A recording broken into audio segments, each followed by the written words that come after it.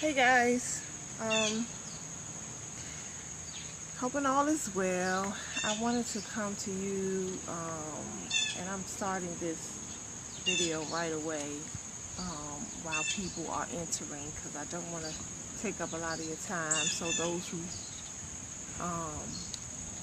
come on midway can watch the whole video. Hey, thanks for joining me.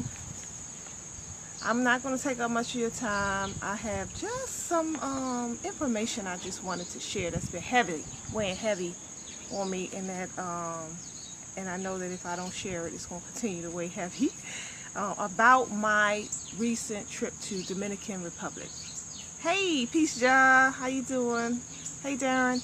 I just wanted to share with you guys, and real briefly, my experience on the island of Dominican Republic / Haiti. This is both of their islands. Before I went, I spent a week in Dominican Republic last week, me and my friend. And before I went, I had this notion in my head about what was actually transpiring and taking place on the island, so much so to where I was actually boycotting, doing my own personal boycott against going to Dominican Republic because of all the things that I've heard and all the reports that we get here in the States about what takes place on that island. And so, I had made up my mind several years back that, okay, well, I don't like the treatment of the Haitian people coming from the Dominican side, so I'm just going to take it upon myself to not, help them profit off my travel dollar by not going.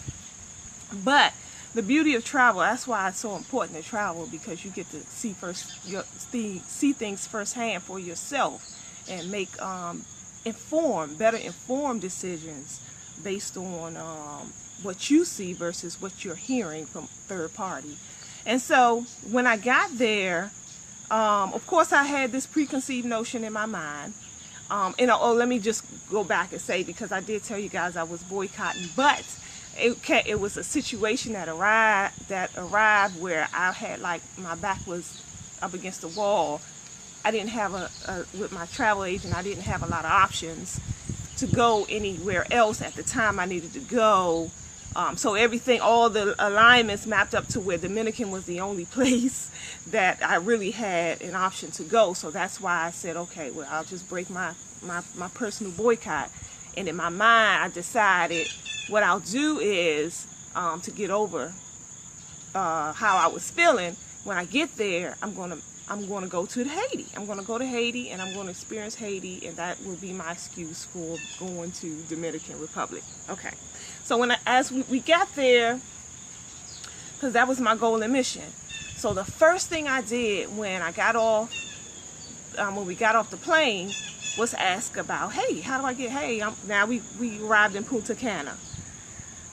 So I'm asking around, hey, how do I get to Haiti from here? Well, what's the process? So we met a guy, and the language barrier can be a bit challenging because the vast majority of people's first language is Spanish on the island. And so, people speak English, but the vast majority of people is like us. Most of us are English speaking, but some of us could speak a little Spanish. Same there. They're Spanish speaking, but some of them could speak a little English. But I did get a hold of this one guy who spoke fairly good English, and he was sharing with me right at the airport, because I said that was my first thought. And he said, oh, you have friends? You have family in Haiti? I said, no, I just want to go. We want to go to experience the island. And he looked concerned. He said, well, it's an 8-hour bus drive from here. It's like, whoa, I didn't know that. One way. Okay. I said, well, what about flying? Why can't? He said, you can't, you have to charter a private plane. I said, huh? And I'm sorry, I'm outside, so if it's a little glare, the sun is moving. So my apologies, but hopefully you can hear me fine. So I said, I can't get on a plane right here from the airport and go to Haiti? He said, not anymore. I was like, whoa. So that threw me for a loop. And yeah, it was a lot of things going on. We just got there. The man was working. You know what I'm saying? I'm trying to get, so this was like a side conversation basis what he was doing. So I didn't have all the time to sit and really talk to him about all the political things. So so he was just giving me some basics. He was like, no, not anymore. You have to charter a private plane, and that can get pretty pricey. It's like, oh, okay. So I'm like, I say, okay, so how do I get the bus ride? He was like, he called, he had one of his buddies, he called up one of his buddies, I guess, who did all that, or knew somebody who did all that. And he said, and a long story short, it was an 8-hour one-way bus ride to get from where we were to Haiti, one way. So he said, well, it doesn't make no sense for you guys to go there for one day. You'll be there for, you know, a couple of hours. You'll be on the bus all day. And he said, we don't recommend you stay there overnight. He said, it's just dangerous. It's dangerous if you don't know anybody. So okay, so that was one. So I'm feeling a little discouraged because that was my #1 mission. And so when we got to the resort where we were staying, I started questioning again some of the concierge at the resort and stuff, and they pretty much echoed this guy's sentiment, said the same thing. And everybody was asking me, you know somebody, you have family there in Haiti? And I'm no. And he was like, well, you know, it's a challenge, basically. It became a challenge for me to get there comfortably and without it being an issue. So long story short, I never made it to Haiti yet. So my goal is to get there someday, but yet. But what I found was talking to the Dominican people, I came away with a whole different perspective on the things that I was hearing, because I assumed that it was like a civil war between the people, between the Haitian people and the Dominican people, and they didn't like each other, and the Dominicans treated them unfairly and things of that nature. But what I found, and this is my opinion, I'm just one person, I only was there a week, but what I came back with, what I found was that's not necessarily the case. There's a lot of political things being manipulated from both sides, the Haitian side and the Dominican side. But the people overall don't have this disdain for Haitians that I assumed. Most people spoke fondly of Haitians. It was a lot of Haitians on the Dominican side. So they got to they got along well. There was a lot of people there. Oh yeah, I'm from Haiti, and oh, my family's there, and I visit all the time. So it was not this stringent relationship that I assumed was taking place. What's happening, and this is again my perspective, I just want y'all to be clear about that. I'm just this one person, but based on my observation, it's more political. It's more those who are running the show over there, those who are in offices, and those who are that are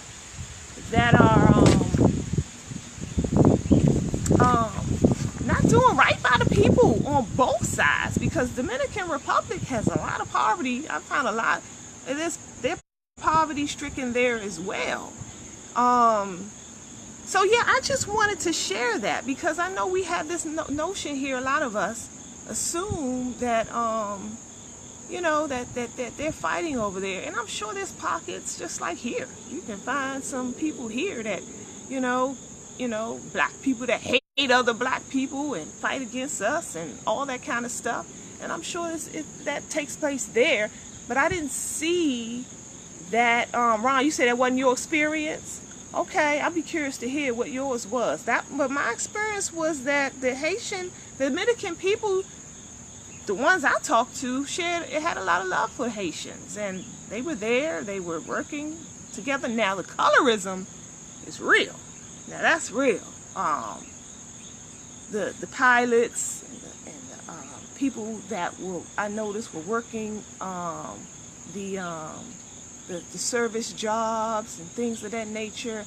The vast majority of them were of lighter hue. Those who did the manual jobs and the labor jobs, a lot of the workers and and things like that around the resort and the countryside were of darker hue. I noticed that was blatant, and we did get out. We had hired. We didn't want to do like those tourism guys, so we hired one of the local cab drivers to take us around. He took us in his own neighborhood and everything. We spent about 4 hours with him, and so he showed us around. We got out, and he showed us around the city. I don't know what they call it, the city, a borough, a town, I don't know, wherever we were there. That's why I noticed there was a lot of poverty. But the colorism is real. And what else I noticed is that if I saw 100 couples,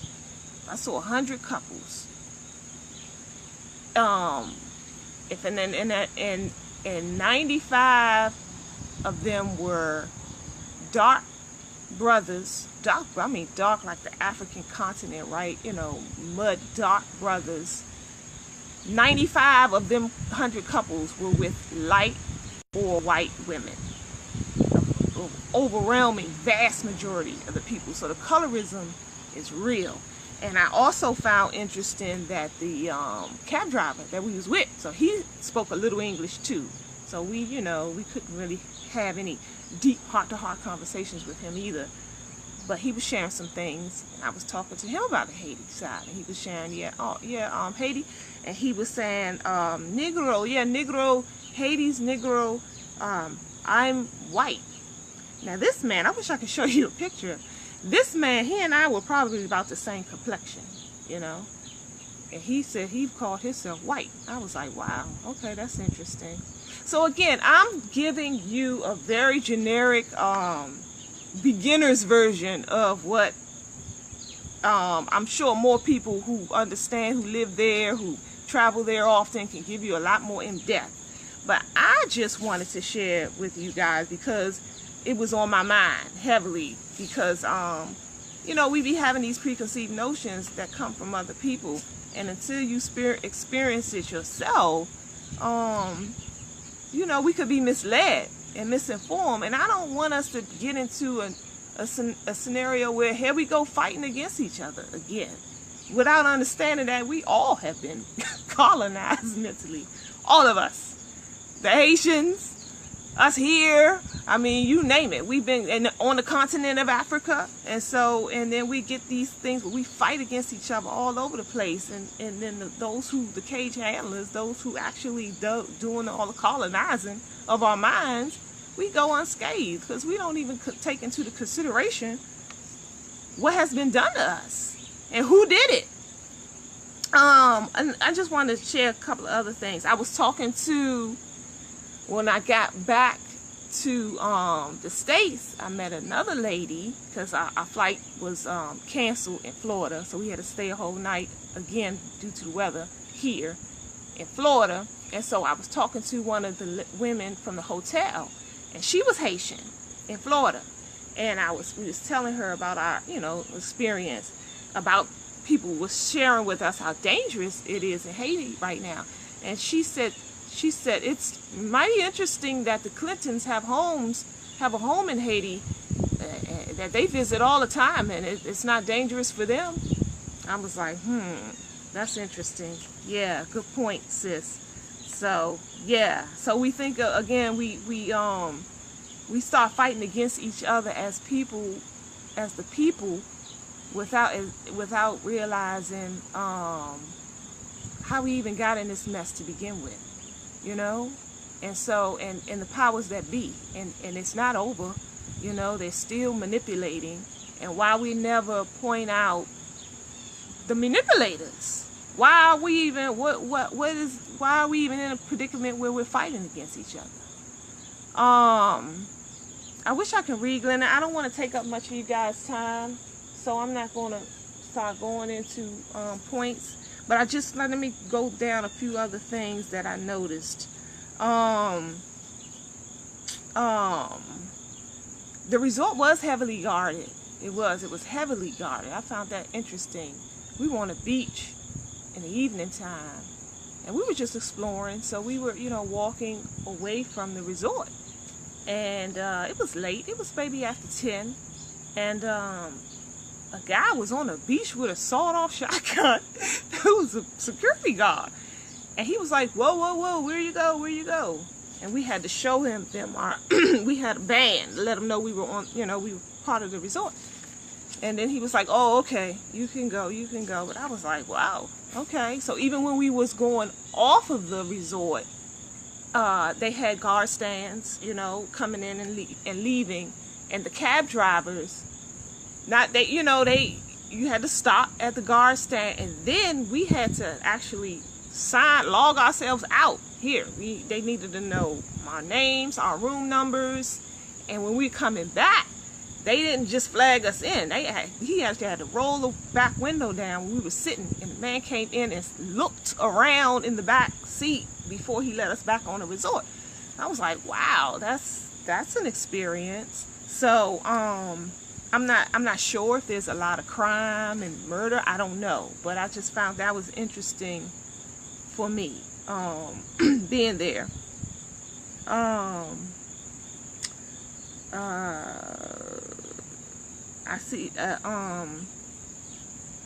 noticed, what I did notice was, because it's a tourism island, so the vast majority of the income comes from tourism, number one, and number two was gardening and planting, and they grow, you know, they grow crops and stuff, so they export a lot of fruits and things like that.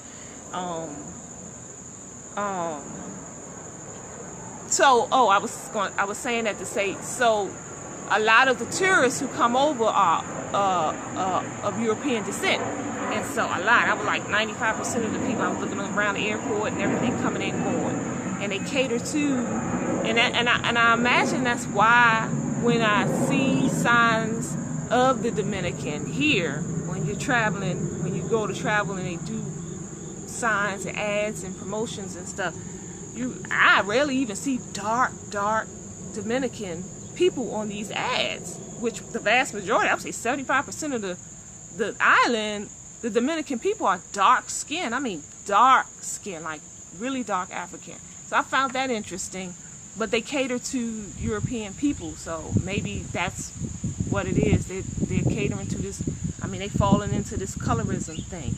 And so, but what I found fascinating was a lot of those white women were walking around with braids in their hair. So everywhere I turned, they were getting the Dominican women to braid their hair. And I was like, wow, that's interesting. Maybe this is the only time they can really let loose, when they go on vacation. But, you know, it was a lot of white women walking around there with cornrows and things in their hair. So it was interesting.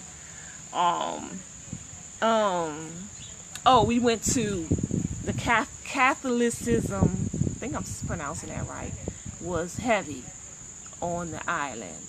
In the center of the island, the cabman took us to this tourist church, huge church, the tallest building or something. It's a church, Catholic church.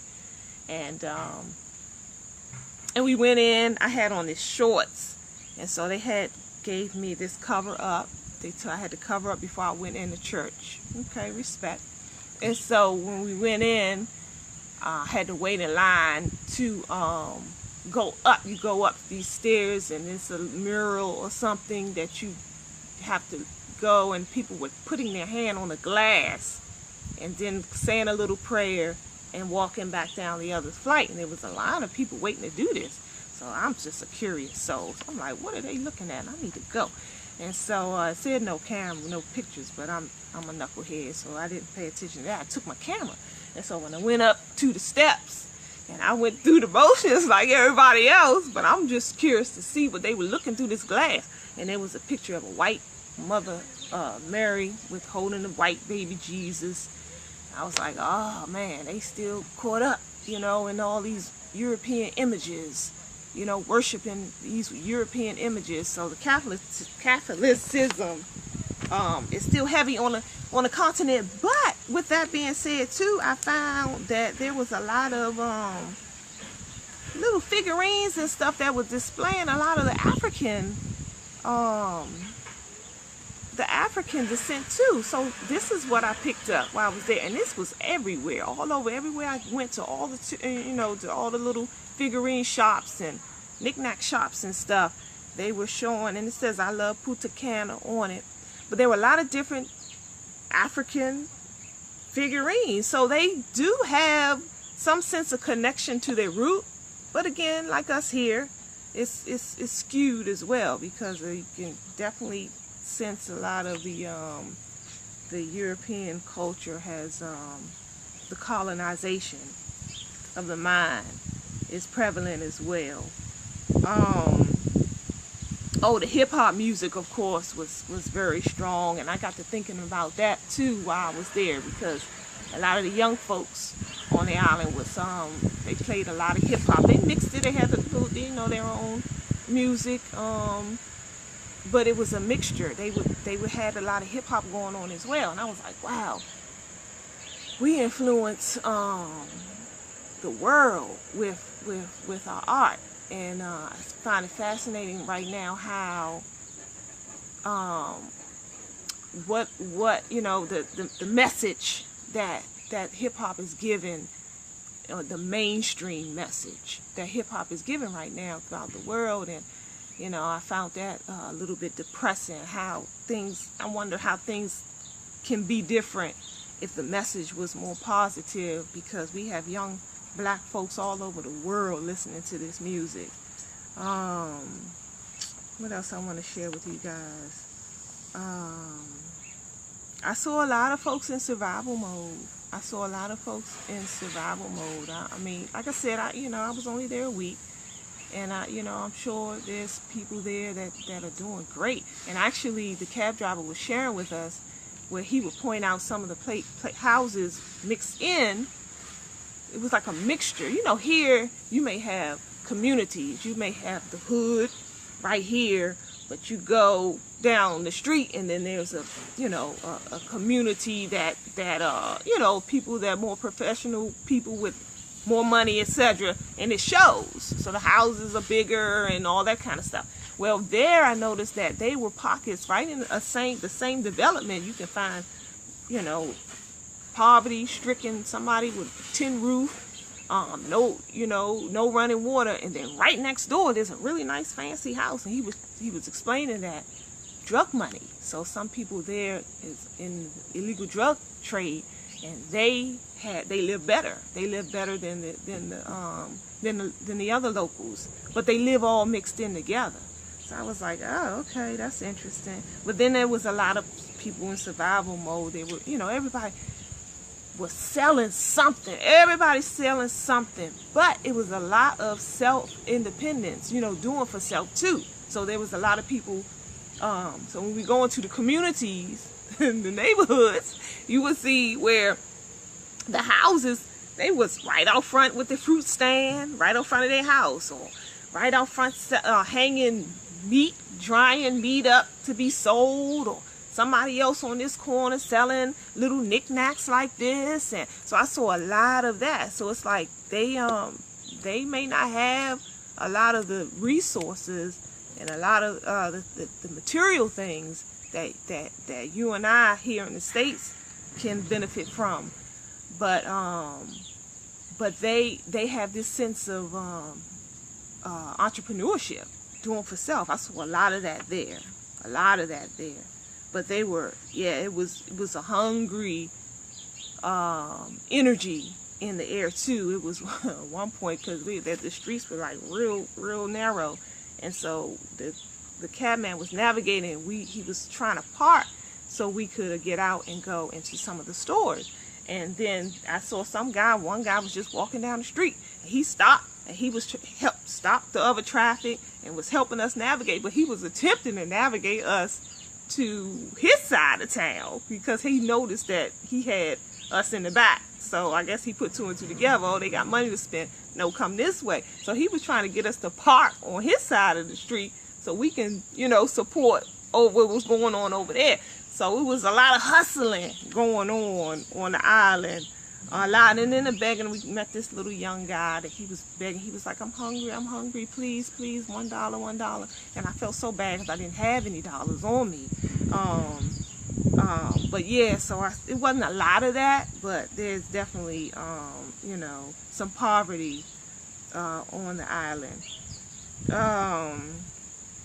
Schools. We rode past the schools. He was showing us the schools were like one room. You know what they remind me of? If you guys familiar with like local parks, I don't know how, but here in Maryland they have like local parks, and then if you have to go to the restroom, they have these little, you know, the houses that they use in the parks for the restrooms, and how they look. They're like usually brick buildings, you know, nothing fancy about them.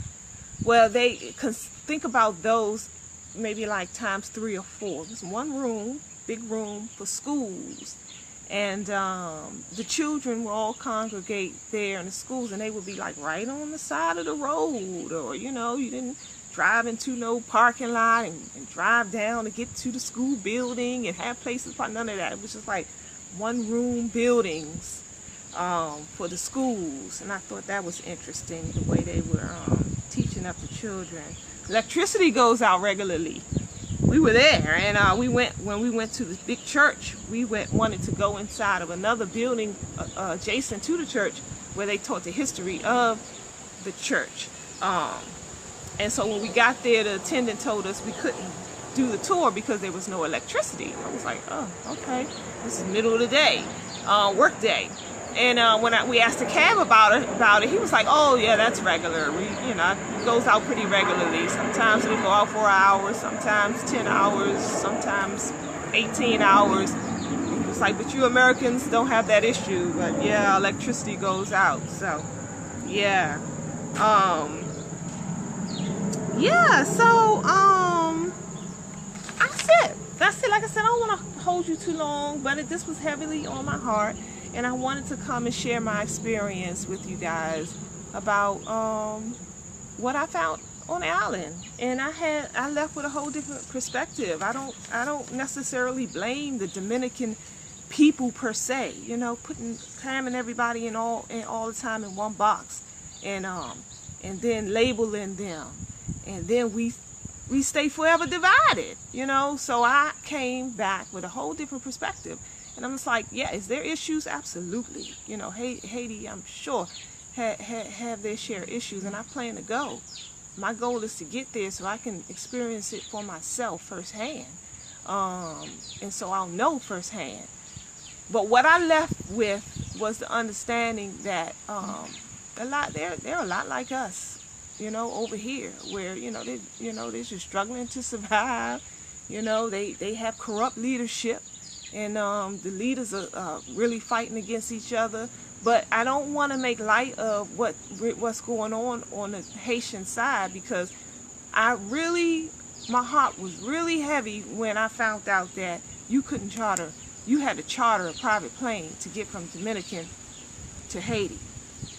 And that is done politically. And so I found that's dangerous, because that means you're cutting the Haitians off from the rest of the world. I mean, from the rest of the island and stuff. You're making it difficult for the Haitian people to travel back and forth. You know, the people don't do that. That's the whole political thing. So, yeah, that, if anything, is what I would definitely be working towards changing or rectifying, because that don't make no sense to me. I don't know why that's the case. Maybe it's a legitimate reason why. I can't see why there'd be any reason why you would make it difficult for people to travel back and forth. But anyway, you know, I don't have all the answers. Okay, family, thank you guys for tuning in. I appreciate you guys watching. If I said anything that was impactful to you and that you think other people should hear or should know, share. Definitely share the information. And check out our show tomorrow on the Empower Hour. That's Empower Hour Talk Show on Facebook. We're going to be talking about changing the story, correcting the story. All these things that we hear about, similar to what I'm talking about. You know, we hear things and we run with them as truth. A lot of our history that we've been taught and we believe because, you know, the powers that be told us that's what it is and that's how it went down. And now we're coming into some newfound information and understanding for ourselves, and we're realizing, hold on, we've been lied to in a lot of different ways by a lot of different people for a lot of different reasons. And so we're going to be going and we're going to be correcting the story tomorrow. Some of the major stories that we hung on to in believing that these things were true about us, and come to find out they were all lies. So we're going to be talking about that on the Empower Hour tomorrow with our special guest Ken Walker Bay. So tune in. That's from 2 to 3 p.m. And if not, you can catch us on YouTube. I do have a YouTube channel. It's called Miss Free the People, where we upload all the videos there. Miss Free the People is spelled with an M-S. Miss Free the People. Please subscribe to us there. We'd love to have you guys join us there as well when you can't catch us live. All right, family. Thank you so much. Take care. Peace.